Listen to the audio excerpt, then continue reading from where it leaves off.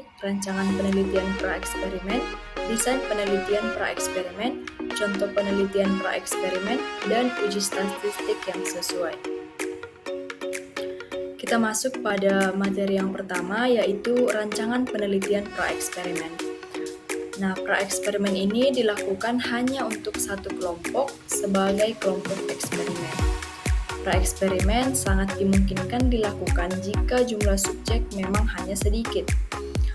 Oleh karena itu, treatment eksperimen hanya dilakukan pada kelompok eksperimen itu saja. Nah, analisa untuk penelitian praeksperimen ini hanya membandingkan hasil pre dan post test setelah treatment penelitian berlangsung. Penelitian pre-test dilakukan sebelum penelitian berlangsung. Sebaliknya, pengukuran post-test dilakukan setelah treatment penelitian. Nah, maksudnya di sini penelitian praeksperimen itu adalah untuk membandingkan hasil dari pre-test dan post-test dari sampel yang kita teliti. Nah, setelah diberikannya sebuah treatment. Selanjutnya kita masuk pada desain penelitian praeksperimen. Disebut sebagai pre-eksperimen desain karena desain ini belum merupakan eksperimen sungguh-sungguh sebab masih terdapat variabel luar yang ikut berpengaruh terhadap terbentuknya variabel dependen. Nah, dalam desain pre-eksperimen ini ada beberapa desain, yaitu one suitcase design, one group pre-test post-test design, dan intake group comparison. Nah, kemudian kita akan membahas desain penelitian pre-eksperimen ini. Yang pertama yaitu desain penelitian one suitcase study, di mana desain ini merupakan paradigma dalam penelitian eksperimen. Nah, untuk modelnya digambarkan seperti gambar yang sudah tertera di dalam layar. Di sini terdapat X, yang artinya treatment yang diberikan atau sebagai variabel independennya dalam penelitian. Kemudian untuk O-nya itu adalah observasi atau variabel dependennya di dalam suatu penelitian. Nah, kemudian untuk desain penelitian yang kedua ada one group pre-test post-test design. Nah, dalam model desain ini kelompok tidak diambil secara acak atau pasangan. Juga tidak ada kelompok pembanding, tetapi diberikan tes awal dan tes akhir di samping perlakuan. Nah, desain gambarnya seperti yang tertera di samping, yaitu ada O1 yang artinya itu nilai pretest, artinya sebelum diberikan perlakuan. Nah, kemudian untuk O2-nya itu nilai post-test setelah diberikan perlakuan. Nah, selanjutnya kita masuk pada desain penelitian yang ketiga, yaitu intake group comparison. Pada desain ini terdapat satu kelompok yang digunakan untuk penelitian, tetapi dibagi menjadi dua, yaitu setengah kelompok untuk eksperimen yang diberikan perlakuan dan setengah kelompok untuk kontrol yang tidak diberikan perlakuan.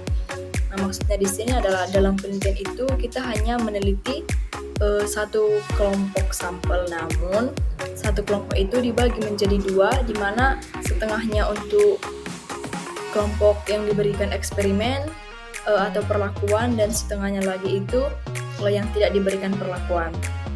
Nah, untuk desainnya dapat kita lihat seperti gambar di bawah ini, di mana di situ terdapat XO1 yang artinya O1 itu hasil pengukuran setengah kelompok yang diberikan perlakuan. X itu adalah perlakuan, di mana kelompok O1 kan diberikan perlakuan, makanya gambar desainnya XO1. Sedangkan untuk O2 itu adalah hasil pengukuran setengah kelompok yang tidak diberikan perlakuan. Nah, selanjutnya kita masuk pada contoh penelitian praeksperimen. Untuk desain penelitian yang pertama yaitu one suitcase study. Untuk contoh penelitiannya yaitu kita ambil dari judul penelitian analisis perbedaan tarif klaim Indonesian Case-Based Groups atau INASI disease berdasarkan kelengkapan diagnosis dan prosedur medis pasien rawat bersama trimester 1 di RSUD X. Nah, metode penelitian yang digunakan dalam penelitian ini adalah dengan observasi dan pre-eksperimen design dengan rancangan one-shot case study. Nah, kemudian dilanjutkan dengan desain eksperimen yang kedua, yaitu ada one group pretest post-test design, di mana untuk judul penelitiannya adalah efektivitas penerapan formulir incomplete medical record terhadap kelengkapan informasi medis dalam mendukung keakuratan kode diagnosis diabetes mellitus dan keakuratan laporan morbiditas di rumah sakit X. Nah, rancangan penelitian yang digunakan adalah pre-experiment design dengan one group pretest post-test design. Kemudian untuk desain penelitian yang ketiga ada intake group comparison dengan judul efektivitas terapi aktivitas kelompok terhadap penderita skizofrenia. Nah, desain yang digunakan dalam penelitian ini adalah pre-eksperimental, yaitu intake group comparison. Selanjutnya kita masuk pada uji statistik yang digunakan dalam desain penelitian ini. Nah, kita masuk pada desain penelitian yang pertama, yaitu ada one-shot case study, di mana penelitian ini dapat mengkaji perbandingan antara variabel dependen dengan variabel kontrol, atau penelitian ini juga dapat mengkaji satu kelompok tunggal dengan menggunakan pretest dan post-test. Nah, artinya sama dengan materi yang sudah kita bahas sebelumnya, di mana pada desain one-shot case study ini untuk membandingkan kelompok dengan memberikan pretest sebelum perlakuan dan post-test setelah diberikannya perlakuan. Nah, untuk uji statistik yang digunakan dalam desain ini ada uji one sample t-test, yang artinya penelitian yang membahas uji T ini biasanya membahas tentang perbandingan antara dua kelompok atau lebih dalam hal rata-rata dari satu atau lebih variabel kontinu. Nah, sama juga pengertiannya ya seperti one shot case tadi ini, di mana kita ingin membandingkan nilai antara dua kelompok, yaitu hasil dari pre-test dan post-test. Kemudian kita masuk pada desain yang kedua, yaitu one group pre-test post-test design. Nah, pada desain ini kita akan menggunakan uji normalitas, di mana pengujian normalitas ini merupakan sebuah asumsi yang menjadi prasyarat untuk menentukan uji statistik yang akan digunakan dalam penelitian. Nah, uji normalitas ini sering digunakan untuk mengukur data yang memiliki skala interval, ordinal, maupun rasio. Dalam penelitian kuantitatif, jika analisis menggunakan metode parametrik, salah satu syarat yang harus terpenuhi yaitu data terdistribusi normal.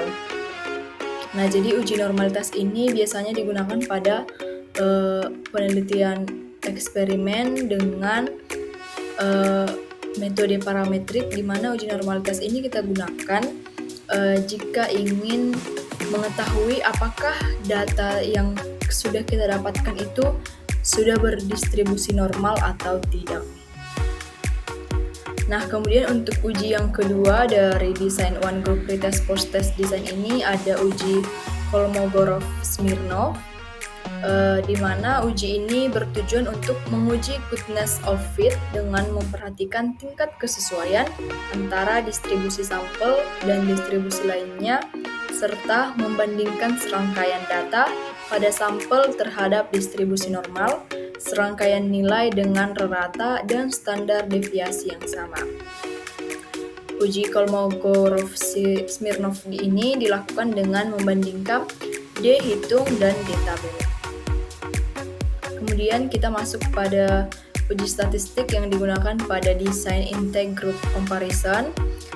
Nah, uji ini merupakan alternatif uji beda dua rata-rata parametrik dengan menggunakan T atau sampel-sampel berukuran kecil. Nah, untuk uji yang digunakan dalam desain ini adalah uji Mann-Whitney, di mana untuk langkah pertama dari pengujian ini adalah pengurutan nilai mulai dari yang terkecil hingga terbesar. Maksudnya di sini adalah nilai dari sampel yang sudah kita teliti tadi. Nah, kemudian itu yang akan kita urutkan dari yang terkecil hingga terbesar. Kemudian pengurutan dilakukan tanpa pemisahan kedua sampel. Nah, adanya kondisi bahwa dapat saja seseorang mengambil contoh atau sampel dari dua populasi yang saling bebas, dua populasi yang memang beda, dan berkeinginan untuk menguji secara statistik berdasarkan data tersebut apakah kedua populasi identik.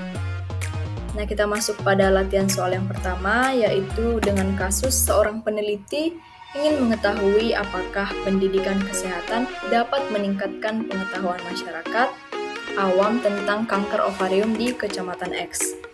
Nah, pertanyaannya yaitu bagaimana rancangan penelitian yang dapat digunakan untuk menjawab pertanyaan tersebut. Nah, di sini sudah disajikan lengkap dengan pembahasannya, yaitu untuk pembahasannya rancangan penelitian yang dapat digunakan adalah pre-eksperimen, one group, pretest, post-test design. Peneliti dapat memberikan pendidikan kesehatan kepada masyarakat awam di Kecamatan X, kemudian mengukur pengetahuan mereka tentang kanker ovarium sebelum dan setelah pendidikan kesehatan. Kita masuk pada latihan soal yang kedua.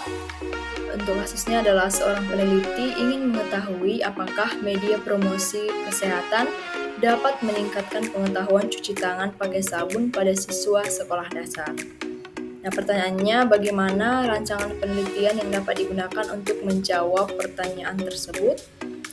Nah, pembahasannya adalah rancangan penelitian yang dapat digunakan adalah pre-eksperimen dengan pendekatan one group, pretest, post-test.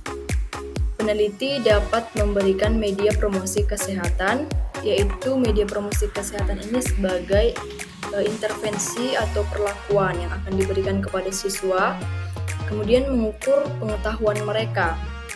Mengukur pengetahuan ini melalui pretest yang akan dilakukan sebelum diberikannya intervensi tadi, yaitu media promosi. Nah, tentang cuci tangan pakai sabun sebelum dan sesudah pemberian media promosi. Untuk kasus yang ketiga, yaitu seorang peneliti ingin mengetahui apakah media promosi kesehatan menggunakan metode ceramah dapat meningkatkan kesehatan mental lansia di Posbindu. Bagaimana rancangan penelitian yang dapat digunakan untuk menjawab pertanyaan tersebut?